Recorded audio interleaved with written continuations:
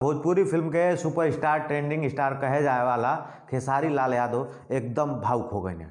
Khesari Lal Yadav live के दौरान कहने कि अगर लोग हमके मजबूर कर दी तो हम आत्महत्या कर ले। किसी गरीब के बेटे को आप पूरी इंडस्ट्री इतना मत सता दो कि आदमी आत्महत्या कर ले। खेसारी लाल यादव यह भी कहने कि हमके सुशांत सिंह राजपूत बने पर मजबूर मत करा जा। सुशांत सिंह राजपूत दूसरा बनाने जा रहे हैं भोजपुरी इंडस्ट्री। नमस्कार, हम विष्णु प्रभाकर और आप सब देखता नहीं गांव वाले रिपोर्टर। आप सबके बता दी कि 18 फरवरी के भोजपुरी फिल्म के ट्रेंडिंग स्टार कहे जाए वाला खेसारी लाल यादव अपने फेसबुक वॉल से लाइव आकर ये कहने कि हमके सुशांत सिंह राजपूत बने पर मजबूर मत कर जा। खेसारी लाल यादव ये भी कहने अगर हमके ज़्यादा परेशान कर बजा तो हम आत्महत्या कर ले। किसी गरीब के बेटे को आप पूरी इंडस्ट्री इतना मत सता दो कि आदमी आत्महत्या कर ले। और कहीं न कहीं खेसारी लाल के भावुक भइल उनके भोजपुरी दर्शक जे बाने वो बहुत दुखी हो गए बाने कि आखिर का कारण बा कि खेसारी लाल यादव आज तक ऐसा शब्द के इस्तेमाल नहीं कैले रहने और हमेशा पॉजिटिव थिंक के साथ लोग के मदद करेने और लोग के सपोर्ट करेने, हमेशा सबके बड़ाई करेने। आखिर का बात भइल तो खेसारी लाल यादव बात ही बात में ये कहने कि भोजपुरी फिल्म इंडस्ट्री के बहुत सारा लोग बा जो उनके पीछे पड़ गए बा कि भैया खेसारी लाल यादव की पॉपुलैरिटी काहे इतना बढ़ता। आजकल हर आदमी के इंटरव्यू में खेसारी ही नजर आता है। मैं जहाँ नहीं भी रहता हूँ वहां भी मैं ही रहता हूँ। क्यों भाई, आपके पास अपना कोई काम नहीं है, अपना कोई मुद्दा नहीं है आपके पास। खेसारी लाल यह भी कहना है कि हमरे सर पर जनता का प्यार बा और जनता का प्यार जौन बाटे खरीदल ना जाला, वो प्यार मिलेला।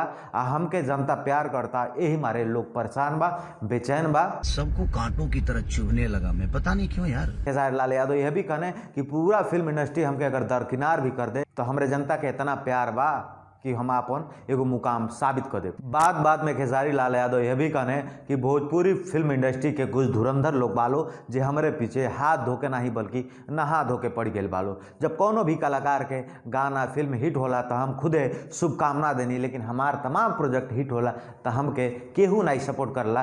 खेसारी के नाम सुनते ही लोग बेचैन हो जाला। इस बात से खेसारी बहुत नाखुश बाने और बहुत दुखी बाने। उनके चेहरा पे साफ तरीके से ये दुख लौकत रहा और खेसारी बार बार कहता है कि हमके सुशांत सिंह राजपूत बने पर मजबूर मत करा जा। आप मुझे सुशांत सिंह राजपूत की तरफ लेकर जाइए, आप कोशिश करिए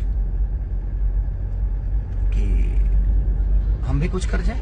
तो वहीं भोजपुरी फिल्म इंडस्ट्री और भोजपुरी फिल्म के स्टारन के बीच बात और विवाद के दौर तक चलते रहेला, लेकिन कहीं न कहीं खेसारी के यह तरह से बोलल कि हम कहीं अगला सुशांत सिंह न बन जाई, हम के आत्महत्या करे मजबूर न कर जा, ये भोजपुरिया दर्शकन के दिल में बतिया घाव हो गई बा।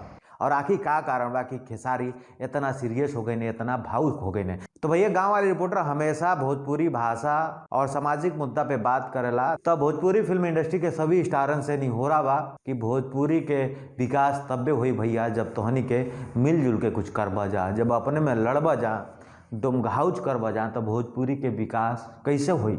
अपने साथ साथ बल्कि यूपी बिहार यानी लगभग 40 करोड़ से ज़्यादा लोग बा जो भोजपुरी बोलेला समझेला, तो वो 40 करोड़ लोगों के आप सब भोजपुरिया कलाकार एक तरह से दिल में बसेला जहाँ फिर भी तहनी के लड़ बजा तो 35-40 करोड़ लोगन के का हुई। तो कम से कम भोजपुरी भाषा भोजपुरी के मान और सम्मान बढ़ावे खातिर लड़ाई मत करा जा और प्यार बना के रखा जा। आपस में बात विवाद हुई तो भोजपुरी भाषा भोजपुरी सिनेमा के भी नुकसान हुई। आप सब अपन विशेष ख्याल रख। भी वीडियो कैसन लगल हमके कमेंट करके बताइए। चलत हई अगली बार फिर मुलाकात हुई कुछ नई बात के साथ, कुछ नई खबर के साथ। नमस्कार, प्रणाम।